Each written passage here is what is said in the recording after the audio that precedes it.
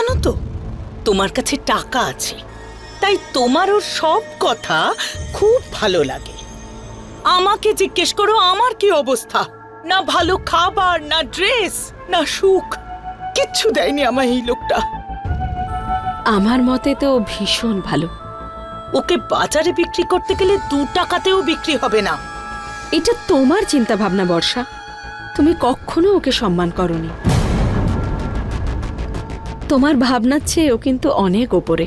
আচ্ছা, কতটা বেশি? 10 লাখ, 20 লাখ?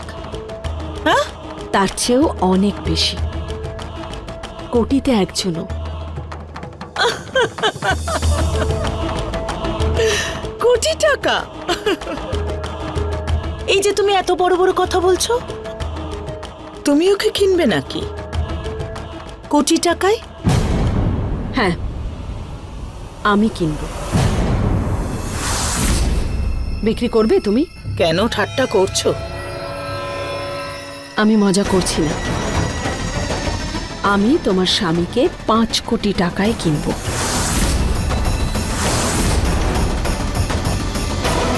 কি বললে তুমি? 5 কোটি? সত্যি? মাথা খারাপ হয়ে গেছে তোমাদের? কি কথা বলছো? Are you serious Swara? Yogesh, এই please, lunch time. Hectic day. Yeah, this is my liquid lunch. Liquid? Yeah, আমি সবসময় ডায়েটিং এ থাকি। Wow, it's nice. আমি তো নর্মাল খাবারই এনেছি। তোমার ফেভারিট? Good good. জুস একদমই মিষ্টি নয়। আচ্ছা, হ্যাঁ, দাও আমি দেখি তো চেখে।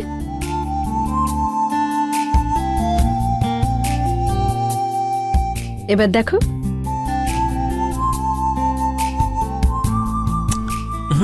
মিষ্টি না?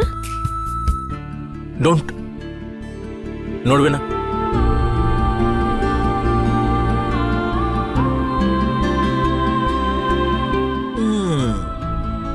এবারে মিষ্টি লাগছে। আচ্ছা, আমি এবারে তোমার লাঞ্চটা খাবো। এই হলো তোমার খাবার খাওয়ার পেমেন্ট। খাও খাও আরে, খাও খাও। এবার একটু জুস খাও। Thank you.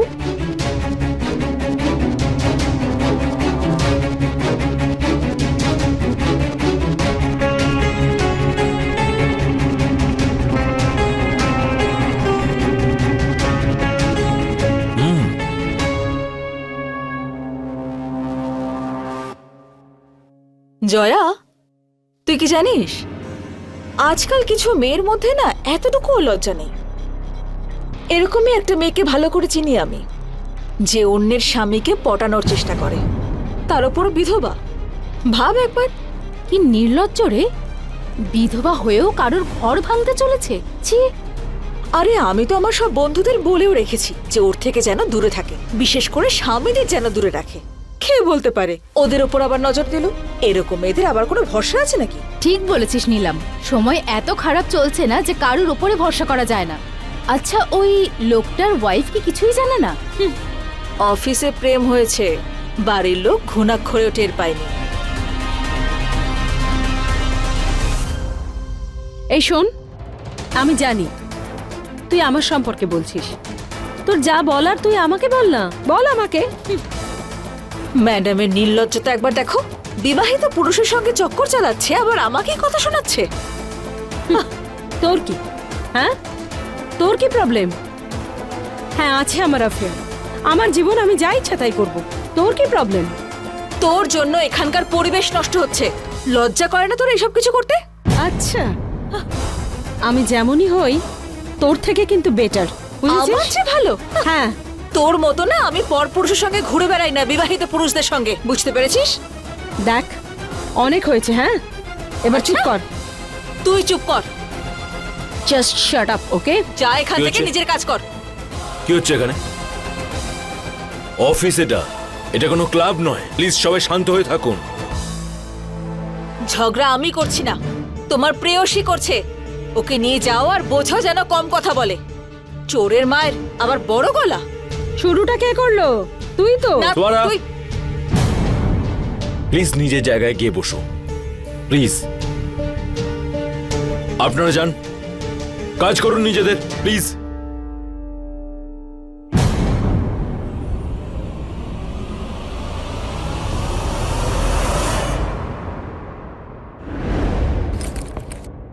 যাবে তো?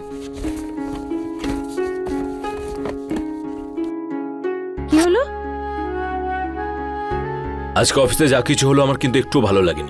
সবাই তোমার দিকে আঙুল তুলছিল। তুমিও না, কেন এসব নিয়ে পড়লে বলো তো? দেখো, আমি তোমাকে ভালোবাসি আর তুমি আমাকে। বাকি কে কি ভাবলো কি বললো তাতে আমার কিচ্ছু যায় আসে না। আমার যায় আসে স্বরা, আমার ভালো লাগেনি। ছাড়ো না, বাদ দাও ওসব। এটা তো হওয়ারই ছিল। তুমি তো জানতে যে এরকম একদিন হবে। বাদ দাও তো, চলো। কি করে বাদ দেবো বলো তো? শোনো, তুমি আগে তোমার মুডটা ঠিক করো। চলো ডিনারে যাই, চলো চলো।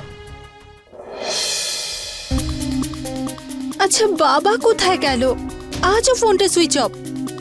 তোর বাবার কাছে আবার কি বা আশা করা যায়? ছাড় তো।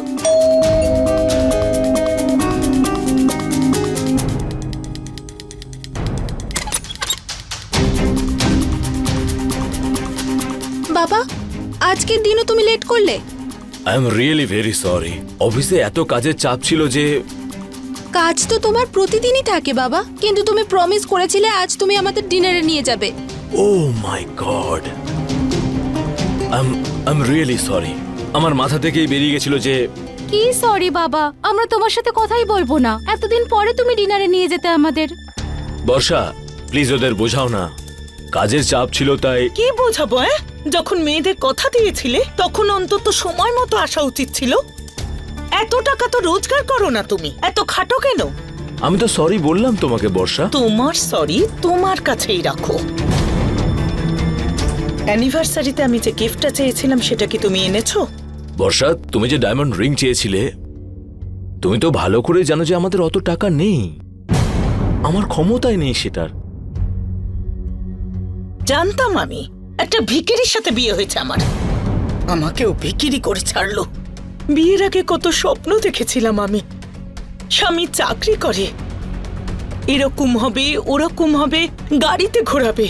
কিন্তু তুমি দেখছিস তোর বাবাকে, একটা গিফট দেওয়ারও যোগ্যতা নেই এই লোকটার। বর্ষা প্লিজ, কি এভাবে তুমি। বর্ষা? তোদের দুজনের বিয়ে অনেক বড় লোক বাড়িতে দেব আমি, যাতে তোদের আমার মতো অবস্থা না হয়। অন্তত আজকের দিনের জন্য এরকম ভাবে কথা বলো না তুমি। আমি বাড়ির সমস্ত দায়িত্ব পালন করি, তোমাদের ভালো করে খেয়াল রাখি আমি। হ্যাঁ জানি আমি ডায়মন্ড রিং কিনতে পারিনি, কিন্তু আজকে অ্যানিভার্সারিতে তোমার জন্য কিন্তু একটা গিফট এনেছি আমি। তোমার খুব ভালো লাগবে, দেখো। Happy anniversary.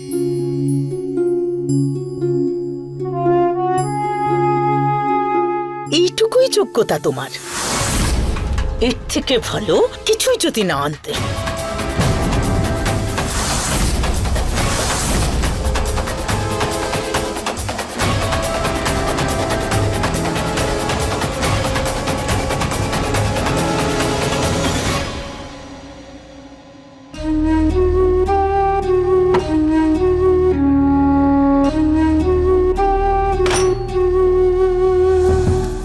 তুমি তো ডায়মন্ড রিং আনোনি, তাই আমি নিজের জন্য গিফট কিনেছি। দেখো,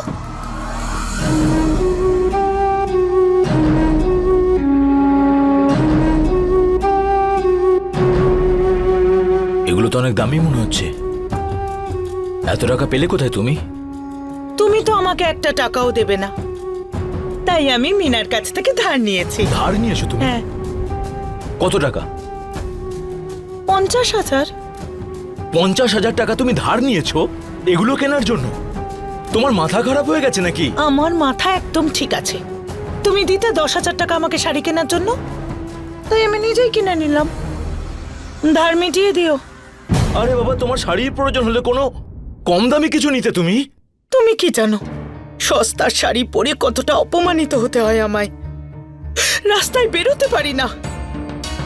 লজ্জা করে আমার। অন্য বউদের দেখো কত দামি দামি গয়না শাড়ি, আর আমি ভিখিরির মতো ঘুরে বেড়াই। আর বাবা তুমি এই ছোট কথাটা বুঝতে পারো না নাকি? আমার এত ক্ষমতা নেই। তোমাকে কতবার বোঝাবো এই কথাটা? আমি নয়, তুমি একটু বোঝার চেষ্টা করো। যাকে ছাড়ো না এসব কথা। আচ্ছা, আমি বলছিলাম যে এসো না, বসো। গিয়ে ঘুমিয়ে পড়ো, আমাকে সকালে উঠে কাজে আরে যেতে হবে আবার। ছাড়ো না, পরে শো আমার সঙ্গে। আরে বাবা বসো না। তোমাকে বললাম তো ঘুমিয়ে পড়তে, সকালে আমাকে অফিস যেতে হবে।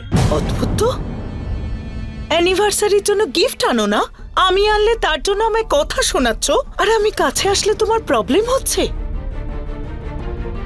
তোমার কোথাও অ্যাফেয়ার চলছে না তো? তোমার যা ভাবার তাই ভাবো। আচ্ছা, আমি যা ভাবার ভাববো?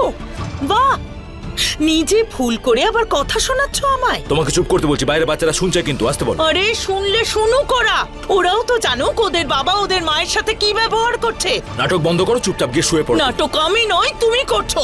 তোমার কোনো যোগ্যতা নেই আর আমায় লেকচার দিচ্ছ তুমি। আমি তোমাকে বলছি এত জোরে কথা বলো না তুমি, ভালো কিন্তু খুব খারাপ হয়ে যাবে। কি করবে তুমি? কি করবে? আমি উঁচু গলায় কথা বলবো, এর থেকে অনেক বেশি উঁচু গলায় কথা বলবো। কি করবে তুমি বলো? তোমাকে তুমি আমায় চড় মারলে। উঁচু গলায় কথা বললে কিন্তু আরো জোরে মারবো। তোমার সাথে কথা বলাই বৃথা।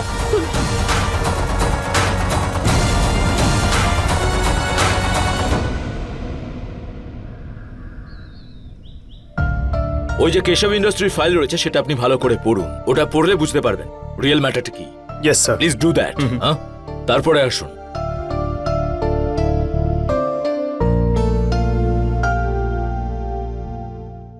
ওই দেখো, প্রেয়সী চললো প্রিয়র সঙ্গে দেখা করতে।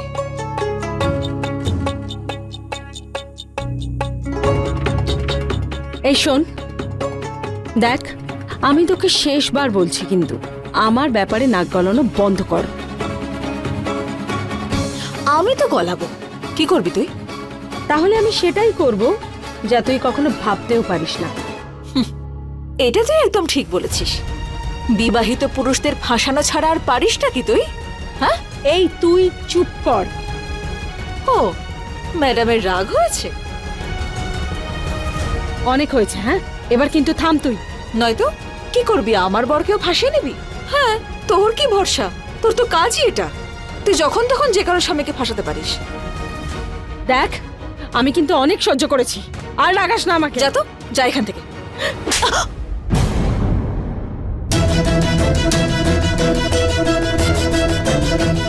চুপ কর, ব্যাস, আর একদম নয়।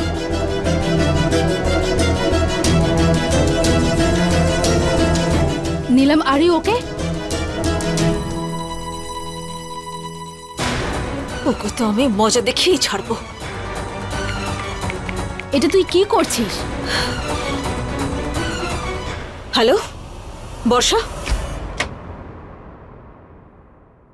কি হয়েছে তোমার? কিছু না। কি হয়েছে বলো না। বর্ষার সঙ্গে কিছু?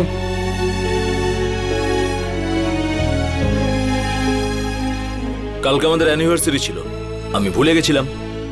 বাচ্চাদেরকে প্রমিস করেছিলাম যে কালকে ওদেরকে ডিনারে নিয়ে যাব। আরে তো আজ নিয়ে যাও ওদের ডিনারে। রাত্রে বর্ষা এতটা ঝামেলা করলো যে ওর গায়ে হাত তুলে দিয়েছি আমি। এ বাবা, এটা কিন্তু ঠিক করনি তুমি, সত্যিই খুব ভুল করেছো। চেনোই তো তুমি বর্ষাকে, ও কথা বলা শুরু করলে আর থামতেই চায় না। আমার মাথাটা এমন খারাপ হয়ে গেল যে ওই মহিলাটিকে না শুধুমাত্র আমার মেয়েদের জন্য সহ্য করে চলেছি এতদিন। আরে ওর এই রোজ রোজ এইরকম ডিমান্ডের জন্য আমি অতিষ্ঠ হয়ে গেছি একেবারে। আমি বুঝতে পারছি, তুমি এত চিন্তা করো না। যদি বর্ষা এরকমটা ভাবতো আমাকে নিয়ে, কিন্তু ও তো শুধু টাকা পয়সা ভালোবাসে, তাছাড়া আর কারোর প্রতি কোনো সহানুভূতি নেই ওর। ক্লান্ত হয়ে গেছি আমি।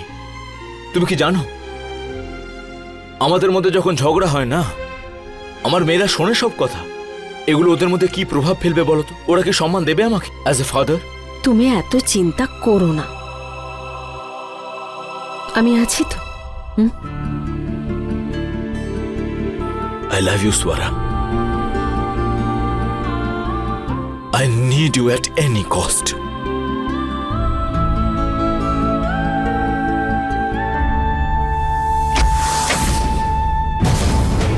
বর্ষা,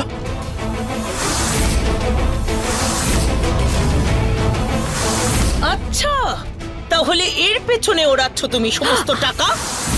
এর জন্যই আমার ডায়মন্ড রিং আনোনি, তাই না? কারণ সব টাকা তো এর পেছনে খরচ বর্ষা, করছো। এরকম কি না। বর্ষা, আমি কাছে আসলে তো গায়ে জ্বালা ধরে, হ্যাঁ? আর এখানে তুমি ওকে জড়িয়ে ধরে আছো। আর এই যে তুই, লজ্জা শরম নেই তোর? একজন বিধবা হয়ে বিবাহিত পুরুষের সঙ্গে সম্পর্ক রাখছিস। আরে নিজের স্বামীকে তো খেয়েছিস, আমার স্বামীকে অন্তত ছেড়ে দে। বর্ষা, এটা অফিস আমার, প্লিজ এখানে চিল্লিয়ে কথা বলো না, সবাই শুনছে আমাদের কথা। আচ্ছা, আমি চেঁচালে এটা তোমার অফিস? আর এতক্ষণ যে জড়িয়ে ধরেছিলে, অফিসের কথা মনে ছিল না? বেহায়া, নির্লজ্জ। তুমি বাড়ি চলো, আজ তোমার মেয়েদেরকে বলবো যে তুমি অফিসে এসে কি কি কাণ্ড বর্ষা, করো। প্লিজ ওদেরকে বলো না তুমি। বর্ষা, আর তুই, ও অফিসের দোহাই দিয়ে আমাদেরকে ডিনারে নিয়ে যায় না। বর্ষা, এ কি, স্বামী তো গেল স্ত্রীর পেছনে, এবার এর কি হবে? হ্যাঁ বেচারি। ওর আর কি, অন্য কোনো বিবাহিত পুরুষকে ফাঁসাবে।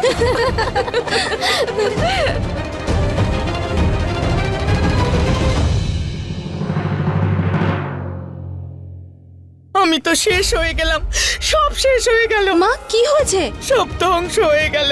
জিজ্ঞেস কর তোদের বাবাকে, আমার জীবনটা শেষ করে দিল লোকটা। বর্ষা, বর্ষা, আমরা ভেতরে গিয়ে কথা বলছি, ভেতরে চলো। যা কথা হওয়ার এখানেই হবে, মেয়েদের সামনেই হবে। প্লিজ ভেতরে চলো, সিন ক্রিয়েট করো না, এরা বাচ্চা সবাই। মেয়েদের সামনে বলতে লজ্জা করছে, আর অফিসে মেয়েটার সঙ্গে যা করছিলে তখন লজ্জা করেনি তোমার? কার কথা বলছো? কি হয়েছে? কিছু নয় মা, তোমরা রুমে যাও, যাও রুমে যাও, যাও নিজেদের রুমে যাও, যাও। দাঁড়াও, ওরা কোথাও যাবে না। ওরাও তো জানুক যে ওদের বাবার অফিসে অন্য কোনো মেয়ের সঙ্গে সম্পর্ক আছে। মা এসব কি বলছো তুমি বাবার ব্যাপারে? আমি আমার নিজের চোখে দেখেছি, ওই মেয়েটাকে জড়িয়ে ধরে দাঁড়িয়েছিল।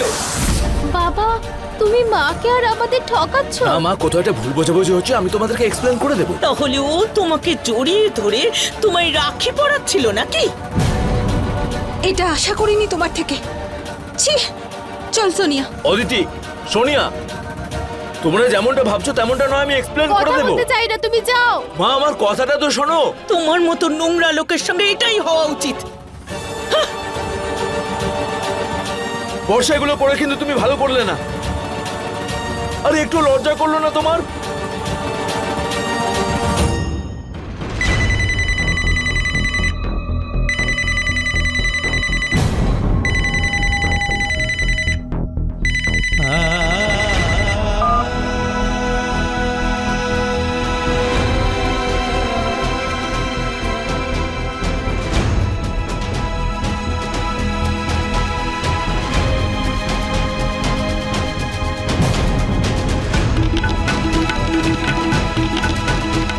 মা, হ্যাঁ? কি ব্যাপার বলো তো, তুমি এত টেনশনে রয়েছো কেন? না না বাবা, কিছু না, ওই অফিসে আসলে একটু টেনশন চলছে, ও, আচ্ছা। সেজন্য। তুই একটা কাজ কর, তুই ফ্রেশ হয়ে নে, আমি খেতে দিচ্ছি। হুম?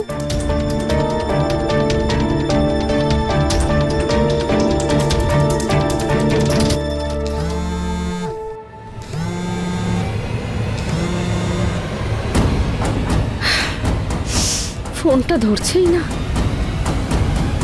যোগেশ ঠিক আছে তো?